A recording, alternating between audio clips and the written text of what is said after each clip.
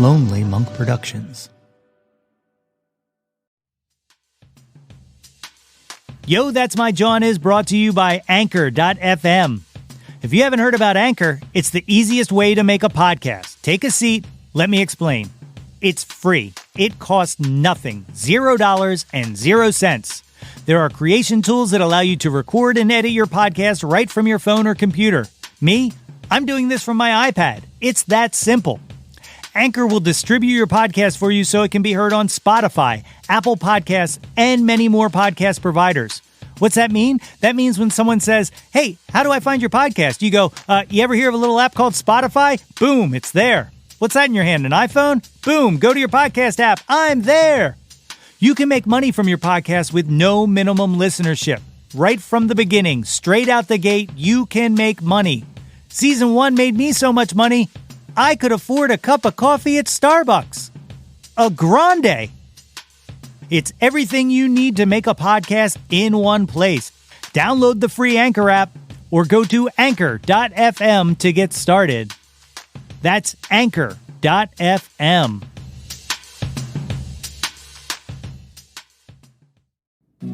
I don't know if y'all have seen the music video for John Mayer's new track, Last Train Home, but yo, that's my Jawn! That's my Jawn!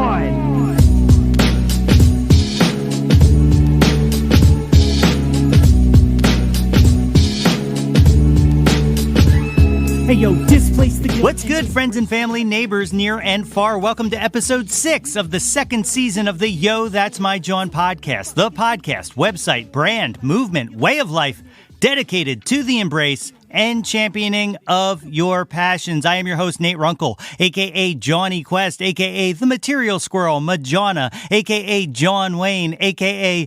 I Just Got to Know.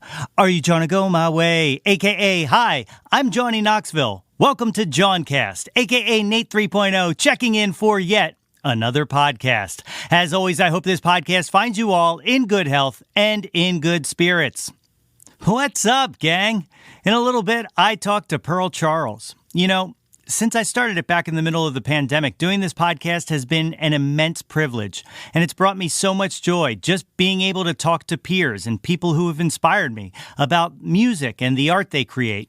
Whether it be Scott Miller, a guy who I've been friends with for over 30 years and I grew up making music together with him, or, you know, someone like Dan Reed, who's a guy who I've admired for years, who graciously just answered an email and took time out of his day to chat with a stranger for his dumb little show that he records out of his basement. And that's exactly what happened with Pearl Charles. Here's someone whose song Only for Tonight I heard on the radio one day on my way home from work, and I became an immediate fan. So I took a shot, and I emailed her and asked if she would have any interest coming on this show, and she agreed. Just like that. I'm absolutely humbled that I get to have these chats with people I respect, both musically and creatively. Shifting gears for a second here, this past Saturday was June 5th, and it would have been my dad's 67th birthday. So in honor of that, I want to share something that I wrote for the Yo, That's My Jawn website on the 1-year anniversary of his death, and I hope you enjoy it. It's called Runkle Schmunkle. My dad loved Harry Nilsson. More specifically, my dad loved the album Nilsson Schmielsen. It was one of his favorite albums, a trait that has been passed down from father to son, as it is easily in my top 5 favorite albums of all time. I've had a recurring internal argument with myself over whether it's Harry's beautifully tenored voice or his brilliantly abstract songwriting that has driven this obsession with him all these years, but that argument is just foolish drivel. I love Harry Nilsson because my dad loved Harry Nilsson. One of his favorite songs from Nilsson Schmielsen that has recently found itself with a bit of resurgence is its opening track, Gotta Get Up. Originally released as the B-side to Harry's monster hit Without You, Gotta Get Up was featured last year in the Netflix series Russian Doll, starring the show's co-creator Natasha Lyonne. So that's where you might know it from. But that's not where my sister and I know it from. No, Natalie and I know it because my dad would sing Gotta Get Up to us every single morning that he had to wake us up. And he would continue to sing it until we got up. As a small aside, yes, my sister's name is Natalie and my name is Nathan, but no, our parents did not do this to be cute. Actually, it was my doing. Our parents let me name my little sister, and so I chose Natalie, but not because of the alliteratory nature of the coupling of our names, but it's because I was a fan of Mindy Kahn's character Natalie on The Facts of Life. To be honest, the Nate and Nat thing never even crossed my mind. I feel like that story should tell you as much about me as you need to know to confirm any preconceived notions you may have already had about me. But I digress. Our dad didn't just sing Gotta Get Up to us when we were children. It continued into our adult lives. I was in my 30s, and if I kept hitting the snooze button, not wanting to open my eyes for work and let either my alarm clock or responsibility win, I would hear from the doorway of my bedroom my father's voice. Gotta get up, gotta get out, gotta get home before the morning comes. He loved that song. And Nat and I loved that song. And we loved to hear him sing that song no matter how annoyed we would pretend to be at his attempt to get us up. So much that when I finally moved out, I set my alarm clock to gotta get up because it reminded me of home. It reminded me of him. My father passed away a year ago this week. My sister and I were there with him until the very end, and on that last day that we spent by his side in the hospital room, knowing that it was the end, but secretly hoping that the doctors were wrong and that he would come to and just show them how wrong they were, I reached inside my pocket and I pulled out my cell phone.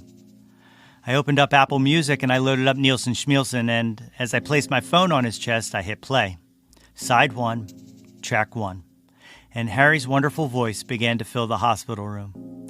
Gotta get up, gotta get out, gotta get home before the morning comes. Just as my father's voice would ring out every morning that he would wake my sister and I from our slumber, and so I hoped it would work there.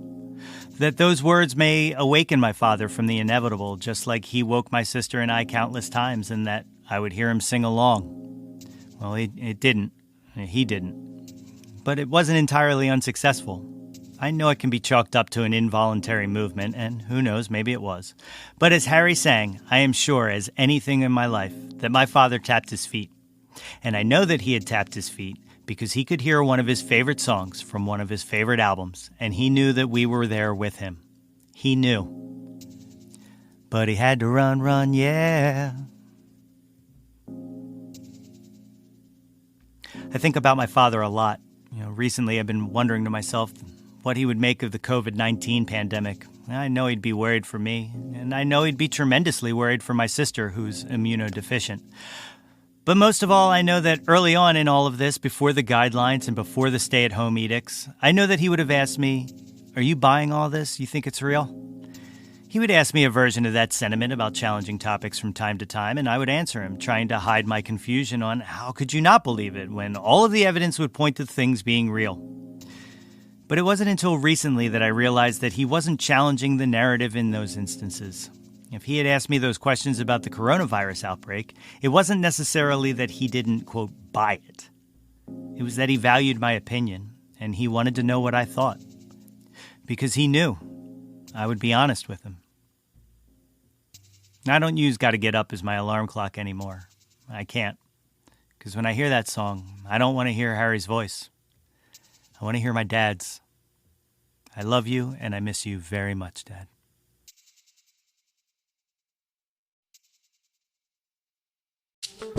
My guest today is a singer, songwriter, and musician who gained exposure as one half of the lo-fi Americana duo The Driftwood Singers.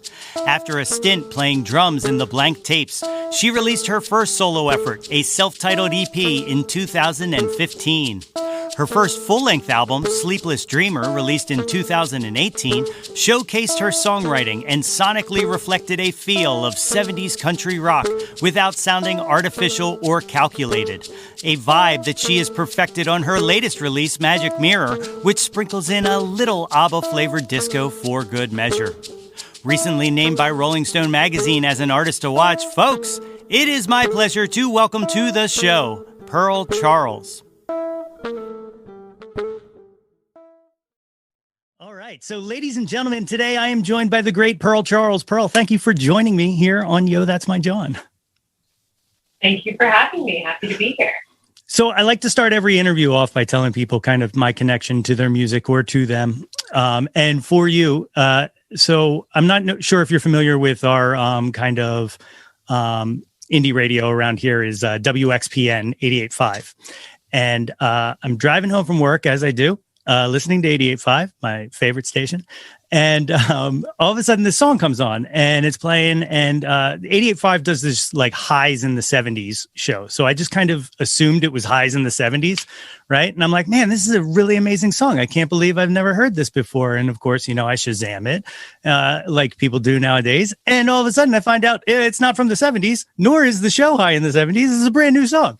And that song was only for tonight. And it blew me away. It's a really, really great piece of work. So thank you for creating that. Well, thank you for listening, and thanks to 88.5 for playing me at WXN. Big fan of the station. I'm very familiar, and love Bruce Warren, who I think was probably the one who played it. I think it was, actually. If it wasn't Bruce, it was Dan Reed, one of those two. Oh, yeah, Dan Reed, too, yeah. It's a great station, it has international significance, so I'm stoked to be on there. Yeah, it's really great, and like having it as my hometown station is really special. Speaking of hometowns, tell me a little bit about growing up. Where did you grow up? I grew up in Los Angeles, California, but right now I'm living out in the Joshua Tree Desert, which was kind of my home away from home. My family had a place out there for the last 15 years, kind of before the boom that it is now. So it became a second home for me, and I decided to move out here during the pandemic. So it's like a recent move out there then. Yeah, more full time. I've been coming out here for forever just to visit and, get into a good creative headspace because, it's so open and quiet and, you're in nature and all that good stuff. So, yeah, we kind of decided, my partner and I decided to move out here and open a little studio in our house. And, yeah. That is awesome. So when you're like growing up and stuff like that, like what kind of music's playing around the house? What are you surrounded by musically? Well, my dad was really into Bob Dylan and Frank Zappa. Those are two that I always think of when I think of him, and the Beatles, of course. Sure. And then my mom was really into John Prine, Leonard Cohen, kind of more of that singer-songwriter type of thing. As well as Patsy Cline, Hank Williams, like classic country, and then some newer country artists like Gillian Welch. I don't know, Americana, kind of, not necessarily what we think of as modern country per se, but so a lot of folky singer-songwriter stuff, and then the classic, the Beatles, can't go wrong with that. Yeah, of course.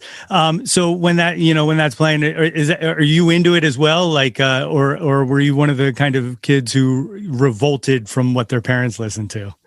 I always gravitated towards the oldies station, which when I was growing up played more like 50s and 60s stuff.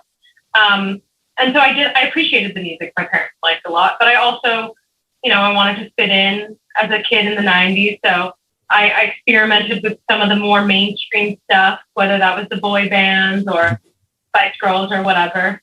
Yeah, sure. I'm a big Spice Girls fan. It's one of my the whole bedrock of this That's My Jawn thing is to displace the guilt and embrace the pleasure, because I don't believe in guilty pleasures, but Spice Girls, that's definitely.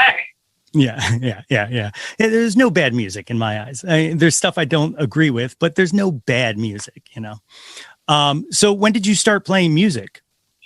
I was always really attracted to music and gravitated towards it at a young age. My parents took note of that. When I was 4, my older sister started taking piano lessons, so I asked my parents if I could start, and they told me if I still wanted to when I was 5, that they would let me. I think they just wanted to know that I was actually going to be somewhat committed to it, if they were going to invest in it. And I still wanted to, and I fell in love with playing piano, and I always was making up little songs and singing to myself, and I also was really into musical theater. I think I got into it right around the same age. And so I did a lot of that growing up, and then as I got older, I started doing voice lessons, and then I started doing guitar lessons, and I did lots of summer camps and immersive programs of all sorts. My parents kind of let me, dabble in all of the arts, but I found that I had the most talent and the most fun with music. Oh, that's awesome. So musical theater, also another one of my displace the guilt, embrace the pleasure.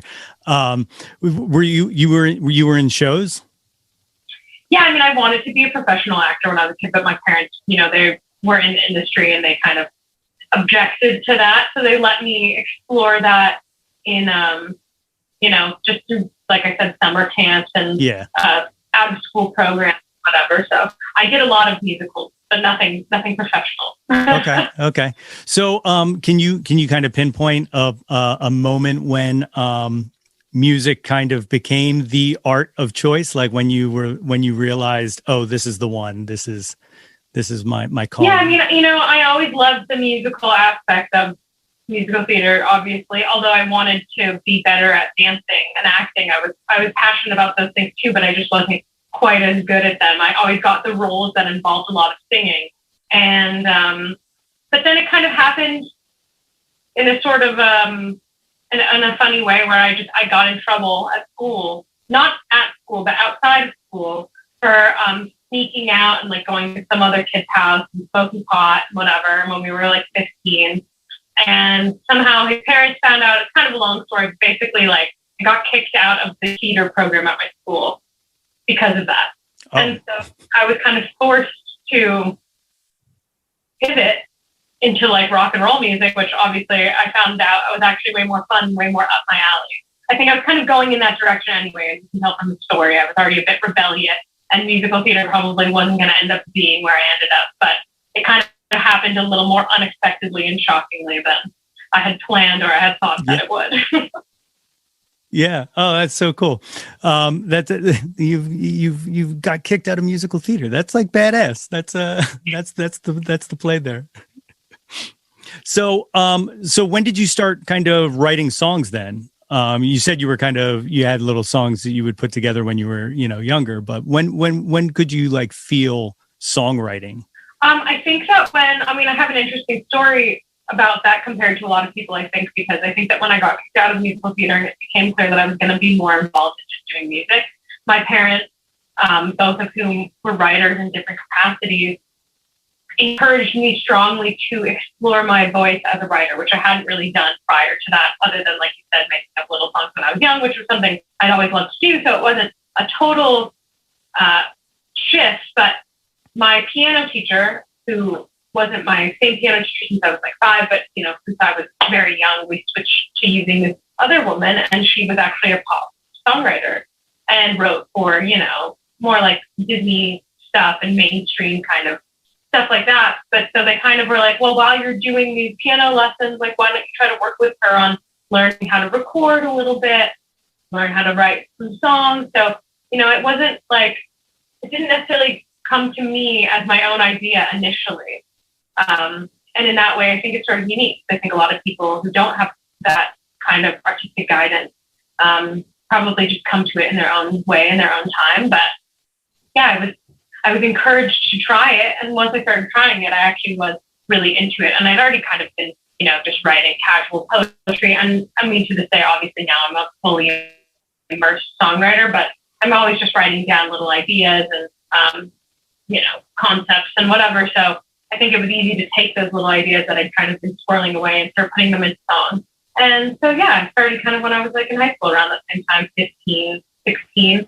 But then I joined some other bands when I went to college, and I kind of stopped being the lead songwriter. So then I kind of started, writing songs, but kind of keeping them to myself and not really doing anything with them until I decided to start my own solo project in 2015. Oh, okay. All right. That's really fascinating. Were you comfortable kind of putting that aside, or was it itching to get out the whole time you're kind of working in the other portions of the band? I think I was a little bit hesitant to share that and to come out as a solo artist. I think it was like a bit vulnerable for me at that time. But in truth, I now feel that I almost wish I'd gotten a jump on it earlier, although no regrets. You can't change the course of your life. And I think the reason I'm where I am now is because I did things the way I did them. But I think that was always in there, kind of hiding a bit underneath the surface. But I was happy to do what I was doing at the time, and it really worked for me. But again, oftentimes in my life, things just happen beyond my control, and they lead to something greater. I left the Blank Tapes, the band I was in, and broke up with the guy with the band, and was then kind of left wondering what I was going to do with my life. I was like, well, I have these songs, and, I can't break up with myself. So I guess I better start my own project. Oh, that's great. So, when you're taking that leap from, playing drums and kind of, did you have any issues kind of being center stage and having that focus on you, as you're, hesitant to share that stuff? Now you're like feet to the fire. It's all on you. Was there any kind of growing pains in that, or? I think that at that point I was ready. First of all, in the blank tapes where I played drums, I still stood in the center of the stage. Oh, and okay. So people often were confused about who the leader was. And, I was kind of like put in a position where I looked like the lead singer, even though I wasn't. So I was used to kind of being that. And that was like an easy way to ease into it, because it was like, okay, the attention's all on me, but they're not my songs. So if people don't like them, it doesn't matter. I still was very invested in the project at the time, but, I wasn't writing the songs, so I didn't feel like I was bearing my own soul every time I got up there and played, which now, being Pearl Charles and writing all the songs and having them be about my own life is much more vulnerable. But, I like to think of my group as a band, but ultimately I know that it's my name and my song, so I guess I'm more comfortable being the center of attention, if you will, on stage. Yeah, sure. Do you have you worked with the same core group as a band now for each of these, for the EP through Sleepless Dreamer and now the new album Magic Mirror? The guys that toured Sleepless Dreamer with me live played on Magic Mirror, so that was kind of my first time having my real life live band play on the record. And so I've had a pretty consistent group for a few years now. But throughout the EP and the Sleepless Dreamer, we used various people. Like the EP was my first band. My friend Lauren sang on it, who actually sings on this record as well. But the guy from the blank tape played a lot of the stuff, and my friend Jordan, who engineered it, also played on it. Then for Sleepless Dreamer, one of my live bandmates also plays with Father John Misty, so we got a lot of the Father John Misty band to play. So that was a little more like session guys. Okay. And then this record was a mix of that, but I wanted like the core of it to be my live band because we spent so much time, living together on the road, and I'm the one driving the van and making them listen to the music that I love and kind of getting them immersed in like the Pearl Charles experience and what I want that to be. And so they really like knew me in that way, and that's why I think this record is really like representative of me. Oh, that's awesome. One of the things about your music that, I kind of touched upon in the intro, but it's got a retro feel without trying to feel retro, if that makes any sense, right? So like there's certain kind of retro artists that, and no disrespect to them, sound like they're like, I'm trying to sound like this, whereas your music just sounds like that. I don't know if that makes sense or if that's by design, but it doesn't come across as musical dress up, if you will. Is that hard to navigate, or is that just kind of where you're at? Like, is that just? Yeah, I think that like the tradition of 70s songwriting and arrangement is just classic, and that's like what I love and what I want to try to create. But no matter what you do, not no matter what you do, because you do make a good point. There's some people out there who are making very throwback albums, and that's the intention. For me, I'm inspired by that time, but I'm not trying to replicate it. I'd like to create something that feels, in a way, at least unique, if not completely original. Like I actually feel like I'm not attached to complete originality in the way that some people I think are. And there's nothing wrong with that. It's cool to try and create new boundaries. But what I think is really the best thing is trying to make something that's very uniquely yourself, that no one else can imitate because it's your thing. And I'm of modern times, so no matter what I make artistically, it's going to sound like that and have that in it. And I'm not trying to make it sound old, but at the same time, it's going to always also have those same classic elements, that same instrumentation, that same craft in the songwriting. I mean, or at least I hope to try and, reach something of that level. So that's where I think that you get this kind of unique thing where I take all my favorite things from the past and I mix with all my favorite things now, and then sprinkle the Pearl Charles on it, and then it becomes its own thing. Yeah. Yeah, no, I mean, like you kind of keyed in on that there. It's the dance between imitation and inspiration, right? And leaning heavy in inspiration creates magic, because obviously everybody's inspired by something to create, right? Whereas if you're just trying to mimic it, then you're going to lose a lot of kind of the passion. And I think that's one of the things that really sticks out about your music, is that it does feel personal. And I think that's what kind of is missing in a lot of those, like I said, play pretend retro acts, if you will, so awesome. Well done. And in modern pop music, thank you. I mean, I think it also is, it's a problem in whether you're trying to make something that sounds old or something that sounds new. If you're just trying to make something that sounds like something else because it's a formula that it's proven to be successful, it's like, well, it works for them because that was their thing. But like just trying to make a carbon copy of it isn't going to necessarily work. Yeah. 100%. So, yeah. Totally.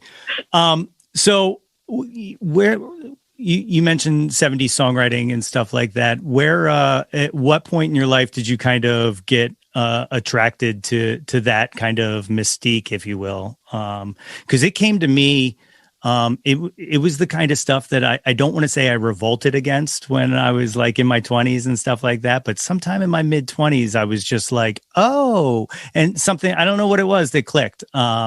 Actually, I do know what it was. It was the very first time that I really sat with headphones on and listened to Graham Parsons and Emmylou Harris harmonize on Love Hurts. It like, I was a puddle.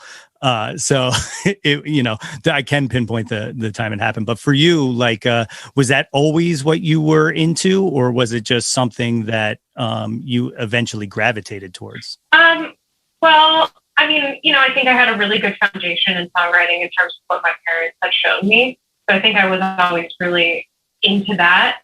I also think that I didn't really have the aversion to soft mainstream music that a lot of people have when they're young. I dabbled a little bit in like liking punk, but like I never was a punk. So I never, which is funny because actually like, a lot of the people around me, my manager and my boyfriend and stuff, they were all in punk and stuff when they were growing up. And there is like a connection between the punk ethos and like the DIY ethos and indie, but like one thing that I never had a problem with was being ashamed of liking that. And like, I mean, I feel like this is a question you'll ask later, I'm pretty sure, but like the first CD I bought at Amoeba was the Eagles' Greatest Hits. I just thought it was great. I didn't think anything about it. I didn't think if it was cool or not. I just heard it on the radio and I thought they were really cool. At that point, I'd only ever heard Hotel California, but like that was only scratching the surface for me because I loved so much of their stuff. So yeah, I mean, like I think I was always into it, but it wasn't always just 70s. I mean, it was like I liked the Carter Family and I liked Hank Williams and I liked country songs, which is really about the song and the story. And then to hear artists, I mean, Graham Parsons is such a great example because he was so into that classic country stuff. He really is known for bringing it into the rock lexicon and creating country folk rock. And I mean, that's like my favorite genre pretty much. So, I mean, I think that Neil Young and Joni Mitchell and all the Laurel Canyon people, they were kind of building off of that. Yeah. So yeah, I think I've always loved, but I didn't know, I didn't know these records, and especially not as deeply as I do now when I made my first solo record. I mean, I'd gone from playing old timey country music to like, 60s garage surf kind of stuff. And that was sort of those two mixes were the influence on the EP. And then I started discovering disco and soft rock and more country rock and like, later Laurel Canyon era stuff. And I was like, this is where it's at. Yeah, you can definitely hear the growth of, early on, it's like 70s curious, and then like, it's like, no, I think I am 70s. And then it's like full on acceptance when you get to Magic Mirror, which of course brings me to Magic Mirror, which is a phenomenal album. I talked about Only for Tonight being the hook that brought me in, but every single track on there is fantastic. What was the process of putting? Do you approach albums as albums, or did you just kind of get to a certain amount of songs and you were like, okay, time to kind of compile these? Yeah, I mean, we basically I just write songs as they come, and as I do songwriting sessions when I work with other people. So I'm always just kind of letting whatever comes out come out, and then once it starts coming together, when there's enough songs, you start to see patterns and themes, and you do pick, you call it down from, we had like 20 songs going into it that I'd written over the course of a few years. But when I got down to it, it was like, not only were they the best songs, but they were the best songs together and to tell that story. Like, I do think about album format when it comes to sitting down to record, but it usually takes a while to compile so many songs to then be in the position to cut them out and tell the story that you're trying to tell. Yeah, sure. One of the things, and this is kind of really specific, but one of the things that really hit me about the album is the sound of the drums is just so perfect. I keep saying perfect, but like they're just so on the money.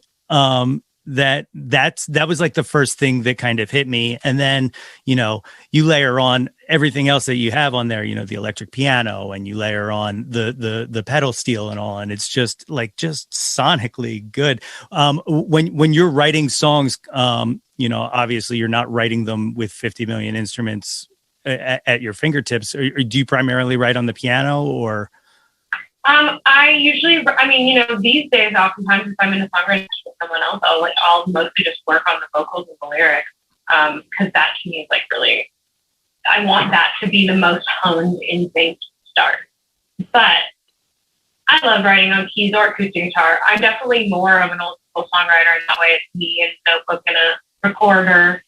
And, then I build it up after. But that's kind of fun and exciting for me, because then you don't really get to attach like a song that you think everything starts out being an acoustic stripped down kind of thing, but you can literally take it in any direction. So you're like, okay, I want this song to be a disco song. I want this song to be a country song. I want this song to be whatever.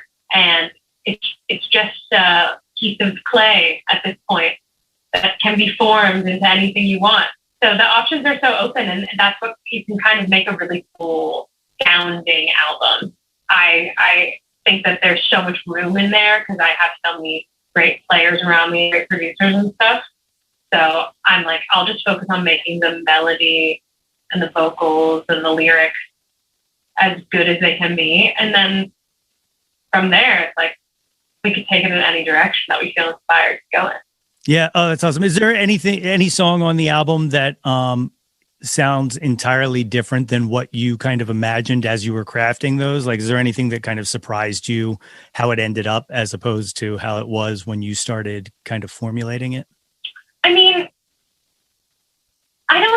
no, not really. I think that they all kind of like turned out like, well, maybe Imposter. Imposter was the one that surprised me the most, because I think I had a less clear vision about what it was going to end up being, and it turned into like one of my favorite songs. Yeah. So, but everything else I felt like really flowed very naturally. I felt like they kind of found their place, because like I said, I don't always go into it with like a preconceived notion. Certain songs, Only for Tonight, I knew that I wanted to do an ABBA thing, so there was no surprise there. But some of the other ones were a little more vague. But then when like what I need. I didn't really know. We've been playing that song for so long. We do these live versions of them, and that's we build them up. But we end up overdubbing and adding a bunch of stuff in the studio when we actually go to record it. So I kind of knew there was more in there, but I didn't know what it was. Yeah. And then when she recorded, I felt like it really came right into its own. It felt like it was the perfect way to execute it. It's awesome. So when you were playing live, what is your live band setup? How many people are you going out with? Well, for the last record, it was mostly a 4-piece, just because of really what we could afford. Sure. But we're very independent. That would be me on acoustic guitar, bass and drums, and then another guitar player. Depending on the guitar player, they might also play pedal steel. Okay. But now this record is so keys heavy that I think I want to have a 5-piece band and have a keyboard player. Whether I play keys sometimes or there'll be a second guitar player who also plays keys. Also got to have the background vocals. So got to build it up a little bigger this time around. Yeah. How were you? What was your?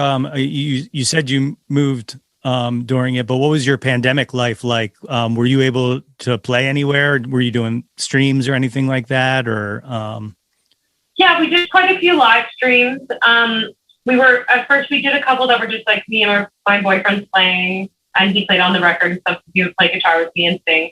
But then as things, we got a little more able to get tested and do all that. And so we were doing masked and tested and distant live streams with the full band.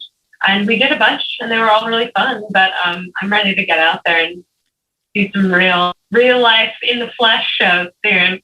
Yeah. Oh man, I know. I play out myself, and doing live streams. I kind of just talked about this on the last episode, but doing live streams, it's so hard to find that connection. You're just okay, I did it, and I hope that someone out there enjoyed it. But I absolutely, I just played my first live show this year on last Sunday. And seeing faces and hearing people sing along, it was like welcoming an old friend back into the home. So, what are you doing an extensive tour or anything this summer, or are you just kind of playing it by ear? Is there any kind of plan? Our only really big plan is to go to Europe next year. There's definitely going to be some stuff before then in the States, but I think everything's still kind of just being worked out. And so I'm not totally sure, but I hope it all starts coming together soon and we can get back out there. Yeah, definitely. Well, if I can just put a little word in for Philadelphia, if you just want to come out this way. But definitely. All right. At this time, I would like to welcome you to the Jawntlet, and I would like to ask you these questions that I ask every guest. Like I said in the email, it starts off with the one-hit wonders, and they have recently changed as I found out that everybody was giving the same answer for a bunch of them. So I had Sammy Hagar versus David Lee Roth. As you may guess, Sammy Hagar did not get many votes. So I've updated it some. So these are the new one-hit wonders. Are you ready? All right. Yeah, no, I was prepared before, but now you're taking me by surprise. So let's see what it's like. All right, here we go. One hit wonder number one, Billy Joel or Elton John? Elton John, for sure. Yeah. I'm starting to now kind of evaluate these as well as I'm getting people's responses, and I'm thinking about my own responses, and I'm like, oh, I might have to revise again because even though Billy Joel, big here on the East Coast, I'm not sure how that translates. I mean, he's big everywhere, but he's no Elton John, right? Billy Joel is the ultimate copy artist. He has a song that sounds like every other band, and he did a good job. But listen, Vienna is a great song. Don't get me wrong. And I like Moving Out too. But overall, I think Elton John has a little more artistic integrity, but I hope I'm not offending, New York people by saying that. Exactly. It's only the New Yorkers you have to worry about there. Number two of the one-hit wonders, Debbie Harry or Joan Jett? I'm going to go Joan. No, I'm going to go Debbie Harry. Debbie Harry on that one. Okay. I had to think about it. Yeah, it's a tough one. That's one I've not even made a choice on it yet. I almost refuse, but as the host, I'm allowed to do these things. Number 3, the Queen of Soul, Aretha Franklin, or the Queen of Rock, Tina Turner. I think I'm going to have to go Aretha Franklin. I mean, again, these are tough, but yeah, I feel it. This one is the one question I've asked that literally gets split down the middle, and it kind of surprises me a little bit, but so it definitely is a holdover from the original one-hit wonders. This one is Nirvana or Pearl Jam. That's going to have to be Nirvana. I don't like Pearl Jam at all. Oh, I'm okay. sorry. Oh, so then it was an easy decision for you. No Sophie's choice here for you on this one. No. That's a clear choice for me. I love it. Next one, Janis Joplin or Stevie Nicks? I mean, I have to go Stevie Nicks just because I love Fleetwood Mac so much. But of course, Janis Joplin is my namesake. So I got some love for her there too. Oh, that's where the pearl comes from. That makes sense. Yeah, that makes sense. I mean, that's not actually what I was named after, but I feel a kindred connection because of the pearl thing. Okay. Right on. This is the big one, and I'm actually going to add a little addendum to it after this. But the Beatles or the Rolling Stones? Okay, well, I'm going to add my own addendum. Oh, good. Because there's just this is a deep question. The Beatles solo probably would win for me because I am like a solo Beatles freak. Okay. After they broke up. I think the most culturally significant band ever is the Beatles. There's no question, hands down. But who do I listen to more often? Definitely the Stones. That's 100%. Completely agree. My addendum to it, yeah, I hear you. My addendum to it, which I feel like I can ask you, but I can't ask every guest, and I'm not sure if you even hold an opinion on this one, but an addendum to this question: Rolling Stones' Wild Horses, written by Keith Richards and Mick Jagger, or written by Graham Parsons? Right. There's a lot of controversy around the Stones stealing songs and murdering people. Yeah. I'm not sure. I mean, Graham wrote some great songs. He did. And he did some great versions of other people's songs. So I can't say for sure, but I'm definitely open for a good conspiracy theory. Yeah. There's this, that's where it comes from. There's this great conspiracy theory that Graham actually wrote Wild Horses and they just kind of took it, that he, and that, they had an agreement that it would be a Jagger Richards song and not a Graham Parsons song. But either way, beautiful song. So the song exists and that's all I care about. I could see it happening. I mean, it sounds like it could be a Graham song. I'm sure he was around writing it. I feel like it's possible they wrote it together. I mean, I know he was really, he really was obsessed with the Stones and, kind of being in the cool kid crew. So if that was going to get him in, I could kind of see him being willing to give up his song for that. But I feel like Keith really loves Graham and he speaks very highly of him. So I don't know why he would feel the need to hide that, especially now. But I guess if that's the legend, maybe they don't want anyone to know. That's right. Well, sometimes you just got to let legends live because the legend becomes bigger than the truth, Totally. I completely agree. Okay, the final one-hit wonder, Bohemian Rhapsody or Stairway to Heaven? That's a hard one. I mean, I think I'm going to go Stairway, but I really love them both. I personally am a huge fan of the rock opera. So, give me a song that feels like that and I'm in. I'll have to send you a demo. I wrote a mini rock opera once. It's actually, I call it a mini alt country opera, but it's a 4-song, it's a 4-song opera about Peter Pan being a child suffering from depression. it's not good, but my heart was in the right place. All right. So that was the one hit wonders. This is the top 10 countdown. In Philly, I'm not sure how familiar you are with Philly slang, but the word Jawn can mean anything you want it to be. It doesn't have to be music. I kind of made it about music for this, but it can be anything you want it to be. Any noun, essentially. So number one of the top 10 countdown. What was your first Jawn? What was the first thing you found yourself obsessed with? Well, I mean, when I thought about this earlier, I was saying the first CD I bought at Amoeba was Equals Greatest Hits. So I feel like that really kind of got me roped in. Okay. I like it. Number two, what's your current Jawn? What are you into right now? I'm obsessed with this song called Travelin' by the Jeremy Spencer Band. Jeremy Spencer was a member of Fleetwood Mac pre-Buckingham Nicks, and he left to join the Children of God cult. And while he was in this cult, he made this album, and it's incredible. And this one song in particular is a huge inspiration. And I'm gonna try to use it as an inspiration for my next record. And I'm listening to it on repeat to the point where my boyfriend's asking me to turn it off because he's so annoyed.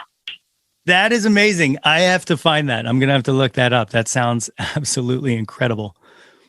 Number three, what was your first concert?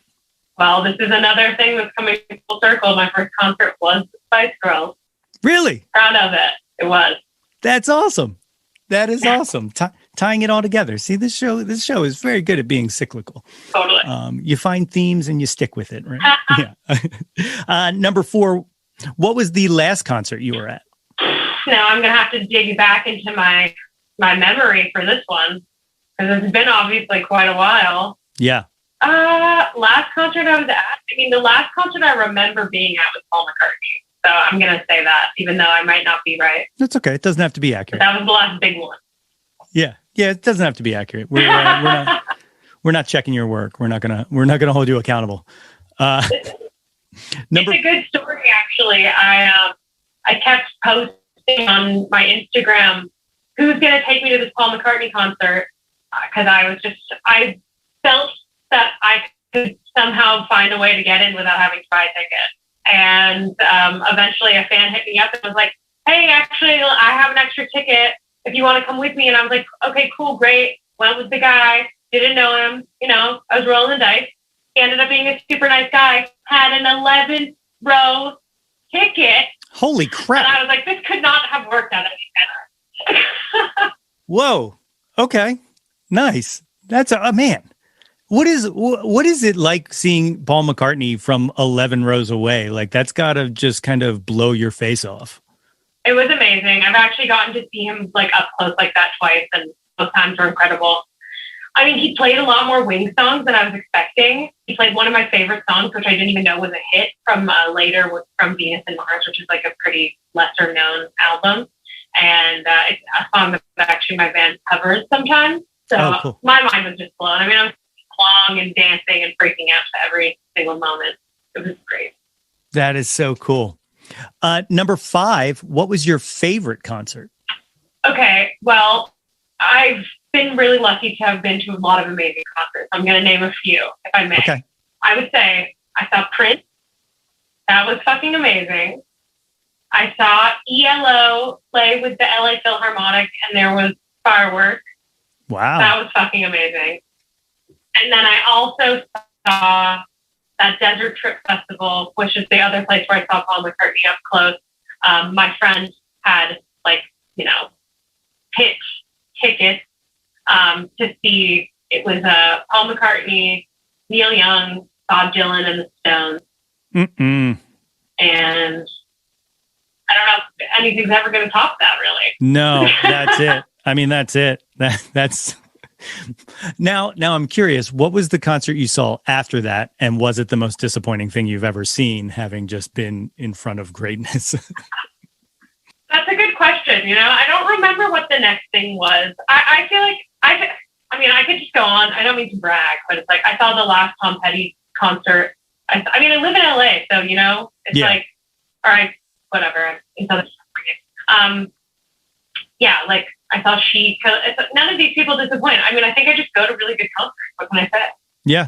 Okay. Well, that's going to make number 6 very interesting. Number 6, who is someone you've never seen live that you always wanted to, alive or dead? I wish that I had seen Steely Dan before the other guy died, and I'm blanking on his name right now. Walter Becker, before he died. Yeah. So I'm a little sad about that. Yeah, they were another one. And the Grateful Dead. Oh, sure. Yeah, I like Jerry died on my sister's birthday. So I will always remember that. Yeah, it's a bummer. Oh, R.I.P. Jer. Yeah, exactly. Number 7, name an unappreciated Jawn. Name something that you wish had more shine to it. I love Ian Matthews from Fairport Convention. He was only in that band for a little while, but he has some amazing solo records, and I don't think he gets nearly enough appreciation. And there's a lot of artists like that, to be honest. I mean, the list goes on forever. The ones who didn't make it often were just as talented as the ones who did. So I hope everyone remembers that always throughout history. Yeah. There, I feel like there should be kind of like, well, maybe I should start it. No, but there should be like a podcast that just looks and follows like every musician who, call it like the Pete Best Show or something like that. Like everybody who was a part of something that went on to be something incredible, but didn't get to be there for the explosion. That's a great idea. I'm really into it. I'll credit you for the show. Number 8, what's your favorite album? I'm not great with favorites, because my favorite changes depending on my mood and what I've discovered. My favorite thing is like always my newest discovery, Okay. I'll allow it. That works. Number 9, name an artist whose output you will consume anything they put out, even if you have to be apologetic for it. That's a good question. I mean, I definitely have listened to Paul McCartney's new album, digging in, trying to find something worthwhile. It's been a while since I put out something that I personally liked, but I had high hopes for the McCartney 3, but I don't know, not quite digging it. But I'm always looking, Yeah. Waiting. Yeah. I still laugh. My very first guest was this guy Randy Major, who plays in this band Lost in Paris. We were songwriting buddies. We were in a band together, and so of course he was my first guest because why wouldn't he be? But his answer to that was Kanye West, and I just feel like actually, I think he even precursored it. I think he said up until about 2 years ago it would have been Kanye West, but it is really hard to be apologetic for. I mean, luckily, I don't think Paul has been quite so offensive as Kanye West, so I don't have to apologize for his actual existence, just for his output. 100%. That is 100% true. Okay, the 10th and final top 10 countdown. Are you ready? I am ready. Let's do it. And I know you just said you don't like favorites, but we got one more. What is your favorite Jawn of all time? Can be anything you want it to be. I mean, I think coming out to the desert and making some psychedelic music with your best buds that's where it's at. I love it. So for me, it doesn't get any better than that. I love it. So what's next on the horizon? What are you working on? Any more single releases from this album or videos, anything like that?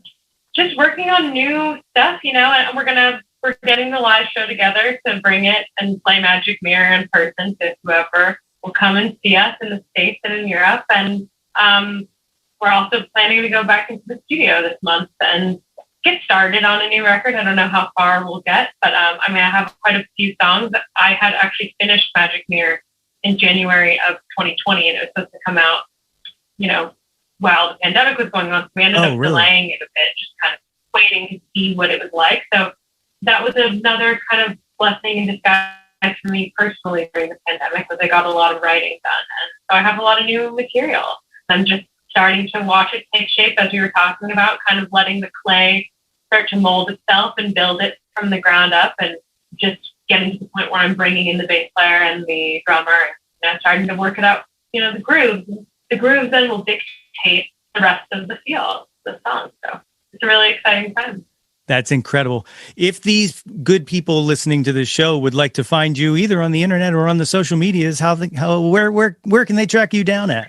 Definitely following me on Instagram is probably the best way to find but I'm on all social media, at Pearl Charles on Instagram, and, just search for me on the internet. You'll find me. There's not too many Pearl Charleses out there, luckily. And then catch us on tour. I mean, you can buy my records and stuff probably at your local record store, but also on my Bandcamp, which is pearlcharlesmusic.bandcamp.com. And yeah, everyone just keep an eye out. We'll definitely have more cool, fun stuff coming soon. Very cool. Very cool. Well, as I said, I am a new fan. So I want to thank you not just for doing this show and talking to me here today, but also for creating such fantastic music. 3 episodes ago, I don't know, Time's a Flat Circle. I can never remember what episode anything was on, but I open every show up with what my current Jawn is. And my current Jawn, of course, was only for tonight. So it is fantastic to get you on the show. I don't know. Are you a podcast listener? Have you ever heard the show Switched on Pop? I'm a podcast listener, but I basically only listen to true crime. So no, okay. I have not. Okay. Switched on Pop, great show on Vox Media. They just kind of break down pop music, using pop as a broad term, popular music, if you will. Check it out. It's very fantastic, but I sent them an email, and I was kind of gushing with one of the hosts about your music, and they are a convert as well. So spreading the word. Well, I'm going to have to check it out now. That's awesome. Well, thank you for doing this. Anything else you want to say before we call it a day to these beautiful people listening to this show across the world? Just thank you for having me, and thanks to everyone for listening. Absolutely incredible. My thanks again to Pearl Charles for taking the time out to talk to me. You can find Pearl on Instagram at Pearl Charles, or find her music on Bandcamp at pearlcharlesmusic.bandcamp.com, or on any of the major music streaming sites. If you have not already, please subscribe to the podcast wherever you get your podcast goodness from. And as always, if you are an overachiever and you want to earn yourself that super awesome Jawn Scout Merit Badge for Citizenship of the World, you can do so by rating and reviewing us. Do not forget to visit www.yothat'smyjawn.com and like us on Facebook at facebook.com/yothat'smyjawn for updates and live streams. Follow us on Instagram and Twitter at Yo That's My Jawn, and find Yo That's My Jawn on YouTube for all kinds of video deliciousness. Like and subscribe the heck out of that ish. We want to hear from you. Reach out, and touch some Jawn. We did it! Another episode down. Thanks for taking this ride with me. As I always like to say, there is no me without you. Because by myself, I am just a crazy person in his basement talking to himself. But with you, here with me, I am a crazy person in his basement talking to himself in front of people. And that makes it okay. Blue skies! Until next time, everybody! Hey yo, displace the guilt and embrace the pleasure. Your taste in music doesn't have to be... Yo, That's My Jawn is a Lonely Monk production, written and produced by yours truly, Nate Runkle. Theme song by Phil Tyler Music featuring Nate 3.0. Special thanks to Fox Run Brands, DX Ferris, Andrew Scott, Natalie Runkle, and the incredibly brilliant and wickedly stunning Katie Daubney. If you or anyone you know has any ideas they would like to share, or any guests they would like to hear on the podcast, please feel free to reach out to us at yothat'smyjawn@gmail.com. Or you can leave an audio message for us and possibly hear yourself on a future episode by visiting anchor.fm/ytmj/message. Until next time, be sure to displace the guilt and embrace the pleasure, and shout to the world, yo, that's my Jawn.